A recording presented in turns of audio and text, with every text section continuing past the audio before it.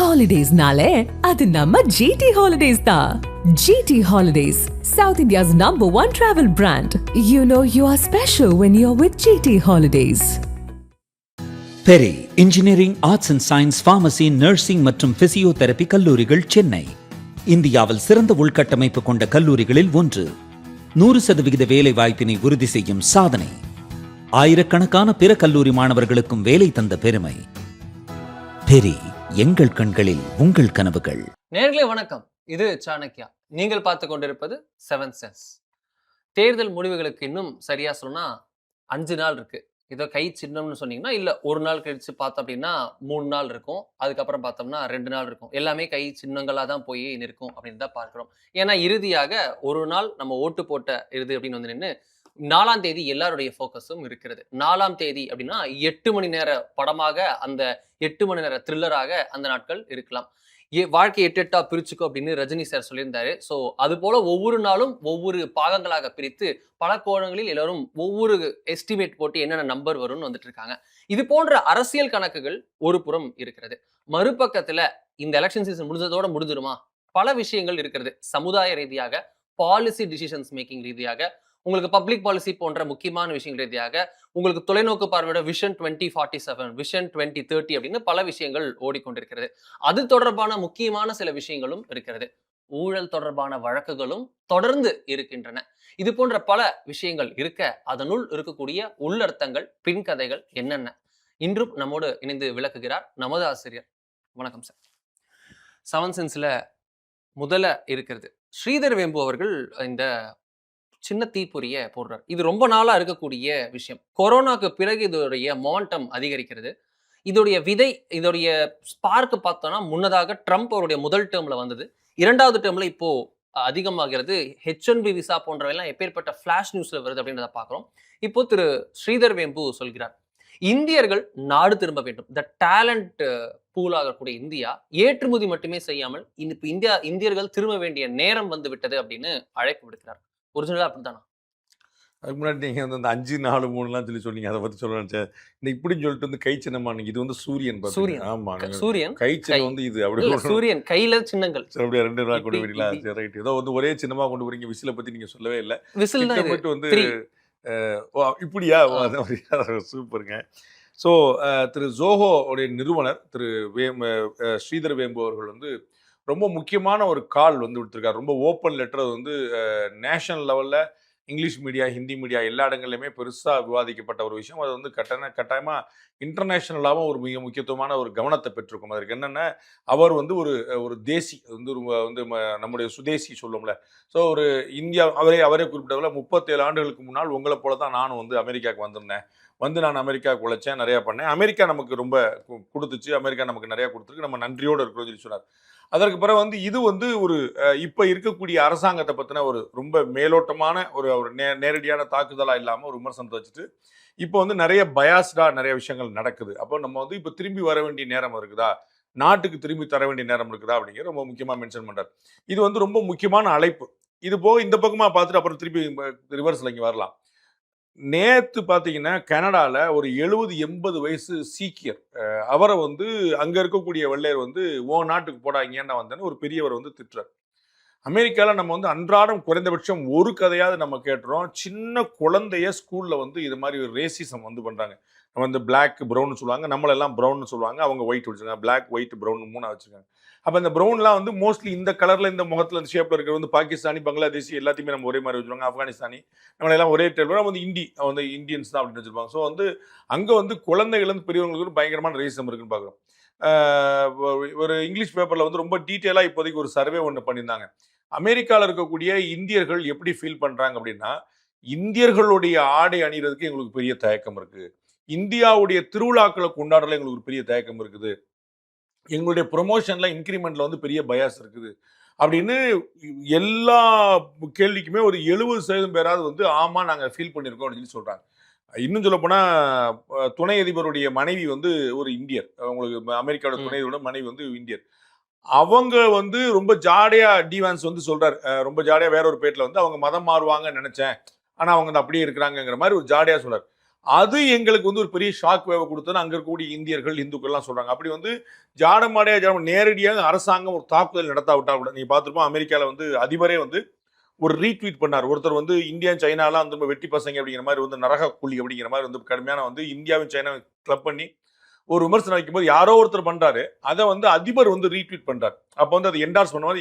Minister of external affairs வந்து அதுக்கு நம்ம உள்ளதுக்கு மறுப்பு தெரிவிச்சு கண்டனம் தெரிவிக்க வேண்டிய நல்ல ரிலேஷன்ஷிப் நம்மகிட்ட இருக்கு, நீங்க என்னப்பா அந்த மாதிரி பேசலையே அப்படின்னு சொல்லி கண்டனம் தெரிவிக்கும். அப்போ வந்து அங்க ஒரு ஹீட் வந்து ஃபீல் ஆகுது. அதுல வித்தவுட் எனி டவுட் அங்க வந்து ரேசிசம் இருக்குது. அங்க வந்து இந்தியன்ஸ்க்கான ஒரு பார்ஷியாலிட்டி பாக்குறாங்கிறத எல்லாருமே ஹீட்டை ஃபீல் பண்ணியிருக்காங்க. அது வந்து பல சம்பவங்கள் உதாரணங்களா இருக்கு. அப்பதான் திரு ஜோகோ அவருடைய இந்த அழைப்பு வருது. பாருங்க, நம்ம வந்து உட்கார்ந்து மல்லு கட்டே இருக்கிற அர்த்தம் இல்லை, நம்ம வந்து why don't you explore coming back அப்படின்னு. அப்ப திரு ஸ்ரீதர் வெம்பூர்ல நான் வந்து தென்காசி பக்கத்துல இருக்கக்கூடிய குற்றாலம் மலை அடிவாரத்துல இருக்கக்கூடிய ஒரு சாதாரண கிராமத்துல போய் நான் சந்திச்சிருக்கேன். அது வந்து கிராமம்னா குக்கிராமம். அது வந்து நீங்க அங்க டிராக்டர்ல தான் போகணும், நீங்க கார்ல போறதுக்கு யோசிக்கணுமாங்கிற மாதிரியான ஒரு பெரிய கிராமம். பட் வசதி பண்ணி வச்சிருக்காரு, ஃபெசிலிட்டேட் பண்ணி வச்சிருக்காரு. அங்க பெரிய மாட்டு பண்ணை வச்சிருக்காரு, ஒரு குருகுலம் மாதிரி பள்ளிக்கூடம் வச்சிருக்காரு, அங்க நிறுவனம் இருக்குது, எல்லாமே இருக்குது. ஸோ தென்காசி பார்டர்ல தான் அந்த ஜோகோ நிறுவனமே அங்கேயே ஒன்று தென்காசிலே போட்டு வச்சிருக்காரு. அடுத்ததாக தன்னுடைய சொந்த கிராமமா இருக்கக்கூடிய நாகப்பட்டினத்துக்கிட்ட ஒன்று போடணுங்கிற பிளான்ல இருக்கு. அப்போ நான் அவர்கிட்ட கேட்டேன், சார் நீங்க நியூயார்க்ல வேலை பார்த்தவர், நியூ ஜெர்சியில் வேலை பார்த்தவர், நீங்க போய் வேலை பார்க்குறீங்களே சரி வருதா சார்னா, நம்ம எங்கனாலும் ஒர்க் பண்ணலாம் சார், நமக்கு தேவை ஒரு 5G கனெக்ஷன், அவ்வளோதான். நியூயார்க்கில் அந்த 5G கனெக்ஷன் தான் இருக்குது, இங்கே தென்காசிலையும் 5G. நான் வந்து பிஎஸ்என்எல் கேட்டேன், எங்களுக்கு 5G கொடுக்க முடியுமான்னு. பிஎஸ்என்எல் கொண்டு வந்து வீட்டில் வாசலில் போட்டு விட்டாங்க. 5G கனெக்ஷன் இருக்குது, அன்இன்டர்ப்ரெட் சர்வீஸ் இருக்குது, எனக்கு எந்த பிரச்சனையும் கிடையாது. நான் இங்கே உட்காந்து அதே வேலை பண்ணேன். ஸோ அமெரிக்காவில் உட்காந்துட்டு நீங்கள் என்ன வேலை பண்ண முடியுமோ அதை இங்கே உட்காந்தே பண்ண முடியுது அப்படின்ட்டு. அப்போ நமக்கு வந்து காஸ்ட் வந்து எவ்வளோ சீப்பாக இருப்பாரு. நான் பார்க்குற அமெரிக்காவில் பெரிய பெரிய நிறுவனங்கள் இருக்கக்கூடியவர்கள் அநேகமாக வந்து அந்த பிரெயின் பூரா வந்து இந்தியன் பிரெயினாக தான் இருக்குன்னு பார்க்கும். அப்போ நம்ம இங்கே வரும்போது இன்னும் காஸ்ட் ஆஃப் பிஸ்னஸ் வந்து ரொம்ப கட் ஆயிரும் அப்படிங்கிறனால அது வந்து பெஸ்ட்டாக பிளேஸ் பண்ணாரு. அப்போ நான் வந்து ஒரு பியூட்டிஃபுல்லான ஒரு அனுபவத்தினால பெரிய இன்ஸ்பிரேஷன். உங்களுக்கு பார்த்தீங்கன்னா நாமளே அங்கே வந்து சிறுவத்தில் சாணக்கியா போடலாமெல்லாம் பேசிட்டு இருக்கோம். ஸோ ஒரு பெரிய இன்ஸ்பிரேஷன், நேஷன் லெவலில் வந்து பெரிய இன்ஸ்பிரேஷன் வரும். அப்போ அவர் வந்து இன்னமும் நிறைய பேரை வந்து இன்ஸ்பயர் பண்ணுறக்காக சொல்றார், வா நீ. பட் இது வந்து ஒரு கால் இல்லை, இது வந்து பெரிய டிஸ்கஷனாக நடந்துகிட்டே இருக்கு. நான் வந்து நிறைய என்ஆர்ஐகள்கிட்ட பேசுகிறேன். அவங்க வந்து நிறைய பேர் வந்து இதை திங்க் பண்ணிட்டு இருக்காங்க. நாங்கள் ஒன்ஸ் வரால் வந்துட்டோம் அப்படின்னு நிறைய பேர் வந்திருக்காங்க, வர போகிறோம் அப்படின்றாங்க, வர்றதை பற்றி யோசிச்சுட்டு இருக்கோன்றாங்க. நிறைய அவங்களுக்கு வந்து ஒரு குழந்தைகள் வந்து ஒரு 7th 8th மேலே வரைக்கும் அங்கே படிச்சுட்டாங்கன்னா இங்க வர்றது சேலஞ்ச் ஆயிரும். நீங்க அந்த ஊர்ல 4th 5th அவங்க படிச்சு இங்க டிரான்ஸ்லேட் பண்ணிட்டீங்கன்னா ஒரு மாதிரி சமாளிச்சாங்க. ஒரு சின்ன ஒரு ஜெருக்கு வந்தா கூட பேலன்ஸ் பண்ணிடுறாங்க. ஆனா 8th 9th தாண்டிட்டாங்க அப்படின்னா அவங்க வந்து கம்ப்ளீட்டா வந்து இந்தியாவில வந்து செட்டில் ஆக முடியாது, சமாளிக்க முடியாதுங்கிற இடத்துக்கு போயிடுறாங்க. அப்ப அதற்கு முன்னாடி நிலைமையில் இருக்கக்கூடிய பெற்றோர்கள் வந்து அதை எக்ஸ்ப்ளோர் பண்றாங்க. சீரியஸா நம்ம வந்துடலாம் அப்படின்னு பாக்குறாங்க. இங்க பேரண்ட்ஸ் இருக்கா அந்த மாதிரி பழக்கத்தில். தென் இப்ப சாரோடைய வேண்டுகோளை வந்து யார் யாரெல்லாம் ஒரு டர்மாயில இருக்கிறாங்களோ, ஒரு டர்புலன்ஸ்ல இருக்கிறாங்களோ, நம்ம வந்து இருக்கலாமா, கண்டிப்பா பண்ணாமா, வேண்டாமான்னு இருக்கலாம். இன்னொன்று H1B விசா உட்பட பல விஷயங்களை எக்ஸ்டென்ஷன் வந்து இன்னும் கடுமையாக்கிட்டே போறாங்க. அப்ப அந்த மாதிரி சேலஞ்ச் இருக்கிறவங்க அதே நாலேஜோட இங்க வர முடியும். நம்ம ஐஐடியோட சென்னை டைரக்டர் திரு காமக்குடி அவர்கள் தான் ஒரு சரியான உதாரணம். அவர்கிட்ட பாஸ்போர்ட் கூட கிடையாது. அவர் வந்து 365 நாள்ல 345 காப்பிரைட் ராயல்ட்டிக்கான இன்குபேஷன் பிசினஸ் பண்ணி வச்சிருக்காரு. அவ்வளவு வந்து எவ்ரி அதர் டே ஒரு வந்து பேட்டன்ட் வந்து கிரியேட் பண்ணிட்டு இருக்காங்க, எவ்ரி அதர் டே. அந்த மாதிரி வச்சிருக்காங்க. நிறைய பேர் ஃபாரின் போற ஆளுக்கெல்லாம் படிச்சுட்டு பாட்டியப்பா இங்க வாப்பான்னு சொல்லியிருக்காரு. அவ்வளோ பிசினஸ் வந்து போயிருக்காரு. நம்ம ஊர்ல நிறைய ஒரு சக்சஸ்ஃபுல்லான கம்பெனிகளை ஐஐடியோட இன்குபேஷன்ல பார்த்துருக்கோம். அப்ப அங்க வந்து இது மாதிரி இருக்கலாமா போலாமா நினைக்கக்கூடியவர்களுக்கு இந்தியா திரும்பறதுக்கான ஒரு அற்புதமான காலகட்டம். ஏன்னா முன்னாடி அமெரிக்கா வந்து ஃபிளரிஷ் ஆகிட்டு இருந்துச்சு, இந்தியாவில் அப்படி நிலைமை இல்லை. இன்னைக்கு உலக பொருளாதாரத்தில் இந்தியா பெருசா சேலஞ்ச் பண்ணது பார்க்குறோம். 3வது பெரிய பொருளாதாரமா ஆல்மோஸ்ட் வந்து பேப்பர்ல இல்லை, பட் ப்ராக்டிக்கலா இருக்கிறோம். பேப்பர்ல வந்து சூனர் நம்ம வரப்போறோம், ஹார்ட்லி ஒரு 4-5 இயர்ஸ்ல வரப்போறோம். நம்ம வந்து இப்போ 4-5 அடிச்சிருக்கோம். 4 வந்து ஒரு மைனர் கேப்ல நம்ம தூக்கிட்டு வரணுமே. அப்போ வந்து ரொம்ப அஃபீஷியலா தேர்டுக்கு வந்து விடு. அண்ட் ப்ராக்டிக்கலா இங்க வந்து எக்கனாமிக் வந்து பெரிய பூமிங்ல இருக்கு. நம்ம வந்து உலக நாடுகள் பூரா இங்க நேரம் FDI பண்ணிட்டு வரோம். ஸோ அவங்களோட பார்ட்னர்ஷிப் போட்ட வச்சு நம்ம வந்து 100 விதமான விஷயங்களை ஆண்டர்பிரனராகவே இங்க மாற முடியும். வேலைக்கு வந்தாலும் இங்க வந்து குறை கிடையாது. நம்ம வந்து 150 விஷயங்களை பார்க்குறோம். ஸோ இது பியூட்டிஃபுல்லான டைம். ஆனா சுந்தர் பிச்சை வர முடியுமா, நாதெல்லாம் வர முடியுமா அப்படின்னா அவர்கள் வரக்கூடாதுன்னு சொல்ல, வர முடியுமானா வந்துட முடியாது. ஆனால் ஏன்னா அவர்கள் வந்து ஒரு கேட்டலிஸ்ட். அவங்க வந்து இன்னும் ஆயிரக்கணக்கான பேர் அவங்க வந்து அங்கே தக்க வைக்க முடியும், அவர்களுக்கு இன்னும் பெரிய பதவி வாங்கிட முடியும். So well settled top most post ஒன்றும் குழப்பமே இல்லைங்கிறவங்க வந்து அதை கண்டினியூ பண்ணலாம். அதான் சரி. அதில் வந்து மாத்திரக்கான வாய்ப்பும் இல்லை. இந்தியாவுடைய ஸ்டேக்ஸுக்குமே நல்லது. ஆப்வியஸ்லி நம்ம வந்து பாரத பிரதமர் நரேந்திர மோடி பலமுறை சொன்ன போல நீங்க எல்லாம் அங்க இருக்கக்கூடிய எங்களுடைய அம்பாசிடர்கள் அப்படின்னு சொல்லி சொல்லுவாங்க அந்த மாதிரி. பட் யார் யாருக்கெல்லாம் வந்து அங்க வந்து ஒரு அன்சர்டனிட்டி ஃபீல் ஆகுதோ, தைரியமா வரலாங்கிறத நம்ம சொல்லுவோம். ஆனா இங்க வந்து அவ்வளவு ஆப்பர்ச்சுனிட்டி கிடைக்கும். முன்னாடி வந்து எங்களுக்கு ஓப்பன் பண்ண முடியாது. பார்க்கணும் நம்ம வந்து நகரப்புற வாழ்க்கை தான் பண்ண முடியும், மும்பை போனா தான் செட்டில் ஆக முடியும், சென்னை போனா தான் செட்டில் ஆக முடியுங்கிறதுல தென்காசியில ஒருத்தர் செட்டில் ஆகிட்டு பெரிய வெற்றியை காட்டியிருக்காரு. எங்க அமெரிக்கால வாழ்ந்தவர். அப்ப நம்ம என்ன புரிஞ்சுக்கலாம், அப்ப வந்து நீ வந்து பெங்களூர் போனா தான் முடியும், பாம்பே போனா முடியுதாங்கிறதுல அவங்க சொந்த ஊர்ல நம்ம நிறைய ஷைன் பண்ண முடியும். டெக்னாலஜி நமக்கு சப்போர்ட் பண்ணுது, பிரெயின் ஒர்க் பண்ணா போதும், வேற ஒண்ணுமே கிடையாது. அப்ப வந்து வெளிநாட்டுல இருக்கக்கூடிய சிரமப்படக்கூடிய யோசிக்கக்கூடிய மக்கள் வந்து எப்பனாலும் கிளம்பி வரலாம். இந்தியா வரவேற்க காத்திருக்கிறது. தாய் காத்திருக்காங்க. சாவர்கருடைய ஒரு கவிதை தான் அந்த வரியில கடைசி வரை முடியும். என்னுடைய அம்மா எனக்காக காத்திருக்கிறா, நான் அதை ஞாபகம் வச்சிருக்கேன். என்னுடைய தாய் மண், தாய் பூமிங்கிறது எப்பயுமே காத்துட்டு இருக்கு. So you can come any time, we are here to welcome you. அதுல வந்து குழப்பமே இல்லை. 7 தலைமுறைகள் 213 வருடங்கள் பாரம்பரியமிக்க கைராசியான சிவராஜ் சித்த வைத்தியசாலையின் இணை நிறுவனமான சேலம் ரிஷி ஹெல்த் கேர் பெண்களுக்கான குழந்தையின்மை மற்றும் கர்ப்பப்பை சம்பந்தப்பட்ட பிரச்சனைகளுக்கு சிறப்பான சிகிச்சையும் மற்றும் மகப்பேறு மருத்துவத்திற்கான சிறப்பு ஆலோசனையும் வழங்கப்படும். தொடர்புக்கு 9842742500. ஒரு முக்கியமான மெசேஜ் இருக்கும்போது மறுபக்கத்துல பார்த்தோன்னா ஒரு முக்கியமான வழக்கு. திரு KN நேரு அவர்கள் மீதான 2 புகார்கள். ஒன்று 888 கோடி ரூபாய் மதிப்பிலான புகார், இன்னொன்று மொத்தமாக சேர்ந்து 1600 1700ன்னு அப்படியே ஒரு லெட்டர், ஒரு டொசைர், ஈடியோடைய டொசைர் போக போக நமக்கு பக்கு பக்குன்னு என்னப்பா இது அப்படின்ற மாதிரி இருந்தது. இந்த தேர்தலுக்கு முன்னதாக ஒரு பெரும் பரபரப்பை ஏற்படுத்திய பிப்ரவரியில நீதிமன்றம் போட்ட உத்தரவு அதைவிட பெரிதாக இருந்தது. அமைச்சர் KN நேரு விசாரிக்கப்பட வேண்டும் இந்த முறைகேடு புகார்கள் தொடர்பாக அப்படின்னு உத்தரவு பறந்தது. இதுல தேர்தல் வாக்குப்பதிவு எல்லாம் முடிஞ்சதுக்கு அப்புறம் இப்ப பார்த்தோம்னா திடீர்னு ஒரு செய்தி, இதுல கண்டெம்ட் ஆஃப் கேஸ் கோர்ட் வந்து ஒரு கேஸ் வந்து வந்த கேஸ்ல வந்து திரு KN நேரு அவர்கள் விசாரிக்கப்படவே உத்தரவிடப்படவில்லை, நீதிமன்றம் அவருக்கு அப்படி உத்தரவே போடல அவர் மீது அப்படின்னு ஒரு செய்தி இன்னைக்கு பரவலாக வந்தது. இதற்கு திரு இன்பதுரை அவர்கள் பதிலடி கொடுத்திருக்கிறார். உண்மையில் நடந்தது என்ன? நம்ம பிப்ரவரி மாதம் 3வது வாரத்தில் ஒரு தீர்ப்பு வருது. அப்போது சென்னை உயர்நீதிமன்றத்துடைய தலைமை நீதியரசராக இருந்தவர் ஸ்ரீவாஸ்தவா, அவர் இடம் மாறிட்டார். இப்போ வந்து தலைமை நீதியரசராக தர்மாதிகாரி இருக்கிறாரு.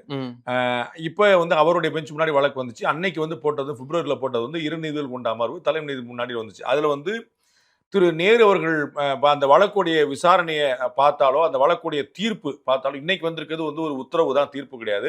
இது வந்து அதுவும் வாய்மொழி ஓரலான உத்தரவு தான். இது ரிட்டன் டாக்குமெண்ட்டும் கிடையாது, ஜட்ஜ்மெண்ட்டும் கிடையாது. வழக்கை ஒத்தி வச்சிருக்காங்க. அதற்கு இடையில நீதியரசர் சொன்னது எப்படி புரிந்து கொள்ளப்பட்டது நம்ம பார்க்குறோம். அதற்கு முன்னாடி ரிவர்ஸ்ல போனோம்னா அந்த வழக்குல தலைமை நீதிபதியும் இன்னொரு நீதியரசரும் சேர்ந்து சொன்ன விஷயங்கள் வந்து பார்த்தீங்கன்னா அதிர்ச்சிக்கு உள்ளாக்கக்கூடிய விஷயங்களா இருக்கு.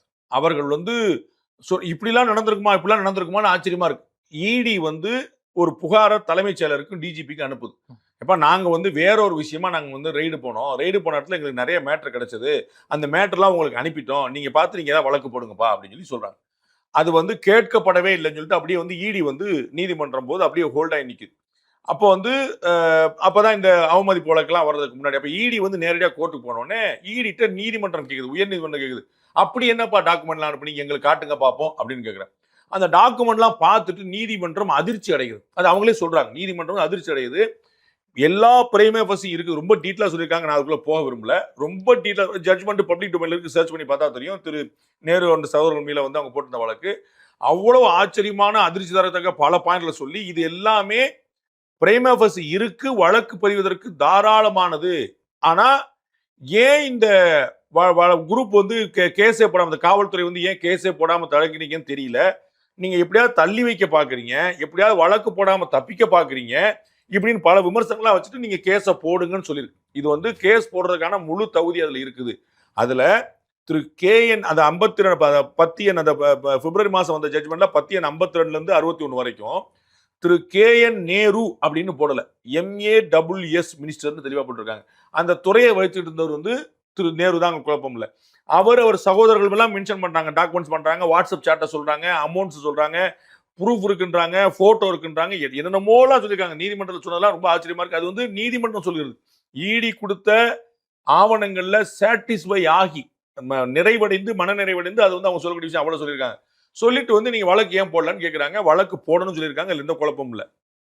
இன்னைக்கு வந்து அது வந்து அப்படியே போடாம இருக்குன்னு, இது பிப்ரவரி மாசத்துல வந்துச்சு, ஏப்ரல் மாசம் முடிய போகுது, இன்னும் எஃப்ஐஆர் பதிவு பண்ணலன்னு சொல்லிட்டு அதிமுகவுடைய பாராளுமன்ற உறுப்பினர் சட்டத்துறையில் இருக்கக்கூடிய வழக்கறிஞர் திரு என்பதுரை வந்து ஒரு கண்டெம்ட் போறார். அதுல வந்து பேரலா இவங்க வேற வந்து திரு நேரு தரப்புல வந்து எங்க மேல கேஸ் வரும்போது அந்த நீதியரசர் சொன்னது மிஸ்இன்டர்பிரேட் ஆயிருக்கு நான் நினைக்கிறேன். ஏன்னா நீதியரசர் அப்படி சொல்லியிருக்க வாய்ப்பே இல்லை. அவர்கள் வழக்கு போடல, அவங்க அந்த ஜட்மெண்ட் கொடுக்கல. ஆனா முன்னாடி கோர்ட்ல வந்த ஒரு விஷயத்த வந்து எல்லாமே டாக்குமெண்ட்ஸ்லாம் எடுத்து பார்ப்பாங்க. நீங்க ஒரு ஏன்னா இவங்க வந்து எங்கள் மீது நடவடிக்கை கொடுக்கக்கூடாது, அதை குவாஷ் பண்ண சொல்லி நீங்க போனாங்க, ரிவிஷன் போயிருக்கிறாங்க. இவங்க ரிவிஷன் போனாங்கன்னா என்ன ஜட்மெண்ட்னு காட்டணும். எந்த ஜட்மெண்ட்ல ரிவிஷன் கேட்கறீங்கன்னு தெரியணும்ல. அப்ப அந்த ஜட்மெண்ட் காப்பில வந்து 52ல இருந்து 61 வரைக்கும் தெளிவா இருக்குது. அப்ப வந்து அப்படி போடல இல்லைன்னு சொல்லியிருக்க வாய்ப்பே இல்லை. நம்ம வந்து நீதியரசர்கள் சொல்லியிருக்க வாய்ப்பே இல்லை. ஊடகவியலாளர்களுடைய தவறான புரிதலா இல்லாட்டி வழக்கறிஞர்கள் பிரீஃப் பண்ணல ஏதாவது தவறான புரிதலான்னு தெரியல. அங்க வந்து ரொம்ப தெளிவா வழக்கு பதிவதற்கான எல்லா பிரேமவசியம் இருக்குது. ஏன் வழக்கு பதியாம இருக்கிறாங்கன்னு தெரியல. வழக்கு பதியாம தப்பிக்கிறதுக்கான முயற்சிகள் அந்த இன்வெஸ்டிகேஷன்ஸ் எல்லாம் பண்ணிக்கிட்டே இருக்குது. மாத்தி மாத்தி ஏதாவது காரணம் தேடிட்டே இருக்கு. இவ்வளவு விஷயங்கள் அங்க உள்ள இருக்கு. அப்ப வந்து வழக்கு பதிய கூடாதுன்னு வழக்கு பதிவு நாங்க சொல்லவே இல்லையே அப்படின்னு சொன்னது. அந்த தீர்ப்பை வழங்கியது இந்த அமர்வு இல்ல, அது வேற அமர்வு, இது வேற அமர்வு. அந்த நீதியரசர் வந்து டிரான்ஸ்பர் ஆகி போயிட்டார். அப்ப புது தலைமை நீதியரசர் வந்த பிறகு கூட பழைய ஜட்மெண்ட்டை இவர்கள் மாத்தி தீர்ப்பு சொல்ல முடியும். அதுல பிரச்சனை. ஆனா இல்லன்னு எப்படி சொல்ல முடியும்? அதுதான் டாக்குமெண்ட்ல இருக்கு. அப்ப 51ல இருந்து 52ல இருந்து 61 வரைக்கும் இருக்கக்கூடிய விஷயங்கள்ல ரொம்ப அதிர்ச்சிகரமான தகவல் இருக்குது. இது எப்படி வெளியே போச்சுன்னு தெரியல. நம்முடைய சேனல்லேயே திரு இன்பதுரை அவர்கள் மேற்கோள் கேட்டிருக்காரு. அதை தான் நான் உங்களுக்கு சொல்லிட்டு இருக்கிறேன். அவர் ரொம்ப தெளிவா இப்படி எந்த சந்தர்ப்பம் கிடையாது, நான் வந்து போட்டேன், அப்படி அவருடைய பேர் இல்ல வழக்கு பதியலன்னா திரு நேருடைய தரப்புல இருந்து எதுக்கு நீதிமன்றம் போறாங்க? முதல்ல அது நானே இல்லைங்க, அது எங்களுடைய ஆளே இல்லைங்கன்னு சொல்லிட்டு போனா அப்புறம் அவங்க போக வேண்டிய அவசியமே இல்லை. அவங்க தெளிவா திரு நேரு தரப்புல வந்து அன்னைக்கே பிரஸ் மீட் கொடுத்த விஷுவல்ஸ் இன்னும் இருக்கு. அன்னைக்கே செய்தியாளர் சந்தித்து நாங்க சார் என்ன தேர்தலுக்கு முன்னாடி ஸோ இது வந்து நாங்க வந்து மத்திய அரசு வந்து எங்களுக்கு and if I'm not wrong நம்ம ஆமா நேருவும் RS பாரதியும் தான் பிரஸ் மீட் கொடுக்குறாங்க தலைமை இதுல அறிவாலயத்துல வச்சுக்கிட்டு. ஸோ அவர்கள் 2 பேரும் பிரஸ் மீட் கொடுத்தாங்க. திரு நேரு அவர்கள் பெருசா பேசுறாரு, ரொம்ப கம்மியா மட்டும் தான் பேசினாரு. திரு RS பாரதி. அப்ப அந்த பிரஸ் மீட்டுக்கான காரணம் என்ன? திரு நேரு பத்தியே அது இல்லைன்னா அவர்களும் சேர்ந்து செய்தியாளர் சந்திக்க வேண்டிய அவசியம் என்ன? ஸோ ரொம்ப தெளிவா அது அவர்கள் மேல இருந்துச்சு. அவங்க விமர்சனம் பண்ணாங்க, சொன்னாங்க போனாங்க. இந்த all case is about them. அதனால திரு நேரு மீது நாங்கள் வழக்கு பதிவு சொல்லவே இல்லைன்னு சொல்லிருக்கக்கூடிய வாய்ப்பு இல்லை. இது தவறான புரிதல் வழக்கறிஞர்கள் சைட்ல இருந்திருக்கா, மீடியா சைட்ல இருந்திருக்கா, எப்படி ரிப்போர்ட் ஆயிருக்கு? ஏன்னா கோர்ட் விஷயத்துல ரிப்போர்ட் பண்றதுல நிறைய சேனல் சுப்ரீம் கோர்ட்ல எல்லாம் பாத்தீங்கன்னா ரிப்போர்ட் பண்றவங்களுக்கே லா படிச்சிருக்கணும். நீங்க நிருபரா இருக்கலாம், நீங்க வந்து உங்க சேனல்ல நிருபரா இருக்கலாம். ஆனா உள்ள நீங்க போனீங்க, நீங்க ரிப்போர்ட் பண்ணீங்கன்னா கோர்ட் ஹாலுக்குள்ள நீங்க உட்கார்றதுக்கான உரிமையை பெறுறீங்க. பத்திரிகையாளர்னா நீங்க வந்து லா படிச்சிருக்கணும். அப்படி என்ன அவ்வளவு சென்சிட்டிவான விஷயங்கள். ஸோ உயர்நீதிமன்றம் அந்த மாதிரி ஒரு கடமையை வராட்டா கூட நீங்க வந்து உயர்நீதிமன்றம் வந்து அதை புரிஞ்சுக்க ரொம்ப கஷ்டம். என்ன அது ரிட்டு, ஹேபியஸ் கார்பஸ், நம்ம நிறைய காம்ப்ளிகேஷன்ஸ் இருக்கு. அதெல்லாம் புரிஞ்சுக்கிறதுக்கான ஒரு குழப்பங்கள் உண்டு. அப்ப வந்து இவர்களுடைய புரிதல் ஏதாவது மிஸ்டேக் இருக்குதா, இல்லாட்டி வழக்கறிஞர்கள் இவங்களுக்கு பிரீஃப் பண்ணுவாங்களே. ஏன்னா எல்லா ரிப்போர்ட்டரும் வந்து எல்லா இடத்துலயும் எல்லா கோர்ட்லயும் இருக்க முடியாது. அப்போ வழக்கறிஞர் இருந்திருப்பாங்க, அவங்க சொல்லியிருப்பாங்க. அதுல ஏதாவது குளறுபடியான்னு தெரியல. அந்த இதுல இன்னைக்கு என்ன நடந்துச்சு அப்படிங்கிறத பாத்துக்கிறத விட அந்த வழக்குல பிப்ரவரி மாசம் தலைமை நீதியரசர் வந்து என்ன சொன்னாருங்கிறத குறிப்பா 10 எண் 52ல இருந்து 61 வரைக்கும் என்ன சொன்னாருங்க பார்த்தாலே ரொம்ப தெளிவா பதில் கிடைச்சு.